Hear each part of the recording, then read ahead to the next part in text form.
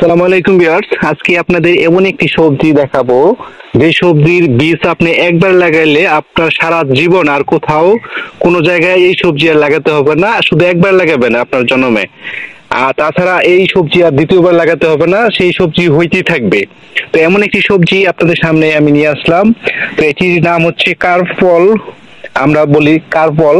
তো এটা হচ্ছে একটি খুবই জনপ্রিয় একটি সবজি।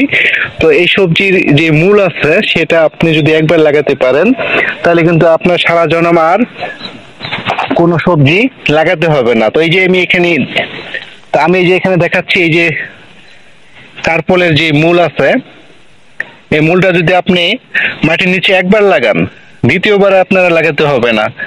আপনি আমি 15 বছর আগে শুধু একবার লাগাইছিলাম এই কার্পলের কয়েকটা মূল এনে, 5-7টা মূল এনে আমি লাগাইছিলাম। তো 15 বছর যাবত কিন্তু ওই মাটি থেকেই ফসল আসতেছে। তো এইটা বছরে আপনার যখন ফলন হবে, তো এটা হয় বর্ষার সিজনে ফলনটা হয়।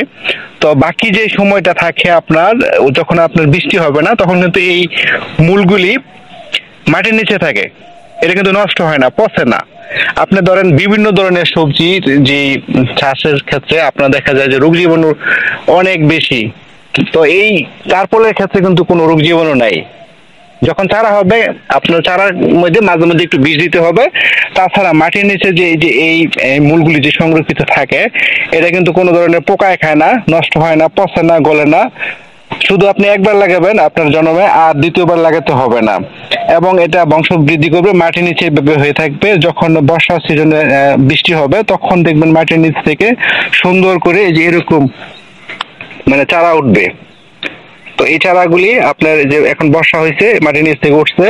তো আমিও কিন্তু এই মূলগুলি আবার এখান থেকে উঠাইলাম, উঠে আরো বিভিন্ন জায়গায় লাগাবো। তো লাগানোর ক্ষেত্রে আপনার করতে হবে কি, এই চারাগুলি লাগানোর ক্ষেত্রে আপনাকে করতে হবে এই মূলগুলি উঠায়ে আপনি যেখানে লাগাবেন ওইখানে শুধু আপনি একটু মাটিটা কিছু দিয়ে গর্ত করতে হবে। গর্ত করার পরে আপনি এই মূলটা লাগাই দিবেন। লাগাই দেওয়ার কিছুদিন পরে দেখবেন যে আপনার সুন্দর কুশি মিলতেছে, সুন্দর চারা বের হইতেছে। তো ওই চারা থেকে আপনার দ্বিতীয়বার আপনাকে আর কোনো ধরনের এই মূল লাগাতে হবে না। দেখবেন যে এখানে একটা হচ্ছে, আবার দূরের দিকে আরেকটা চারা বের হইতেছে, তার মানে বংশ বিস্তার করতেছে মাটির নিচে থেকে। আর মাটির নিচে দেখা যায় যে আমাদের যেই ধরনের আমরা দেখি যে বিভিন্ন ধরনের সবজি লাগায়, ওই সবজি কিন্তু প্রচুর বীজ দিতে হয়, তারপরেও কিন্তু রাখা যায় না, ভাইরাস ধরে, পোকায় ধরে। আর এই কার্পলের মূলে কিন্তু কোনো প্রকার ভাইরাস নাই, কোনো প্রকার আপনার পোকা নাই। আপনার সুন্দর ভাবে মাটির নিচে সংরক্ষিত থাকে। এটা আল্লাহ তাআলার একটা নিয়ামত। কারণ মাটির নিচে অনেক কিছু থাকলে কিন্তু পয়সা যায়, নষ্ট হয়ে যায়, বীজ দিয়েও রাখা যায় না। আর এটা কিন্তু আপনার যেরকম লাগাইছেন এরকমই থাকে। এটা আপনার একবার লাগাইবেন, আপনার আজন্ম আপনি খাইতে পারবেন এটা থেকে ফলন। এরকম সহজ এবং কোনো ধরনের সবজির মধ্যে আমি পাই নাই। একবার লাগালে যে মানে সারা জন্ম হইতেই থাকে। তো প্রিয় দর্শক, আপনারা অবশ্যই এই কার্পলটা লাগাইতে পারেন। এটা বাসার ছাদও করতে পারেন। বাসার ছাদে করানোর ক্ষেত্রে আপনি বস্তা করে মাটি বা বালু মিক্স করে তারপর বস্তার ভিতরে আপনি এই মূলগুলি দিলে, কয়েকটা মূল দিয়ে দেবেন একটা বস্তার ভিতরে, 2-3টা।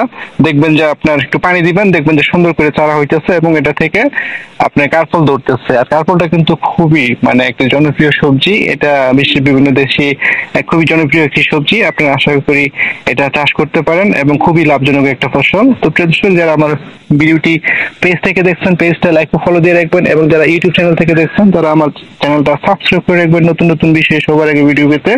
আসসালামু আলাইকুম।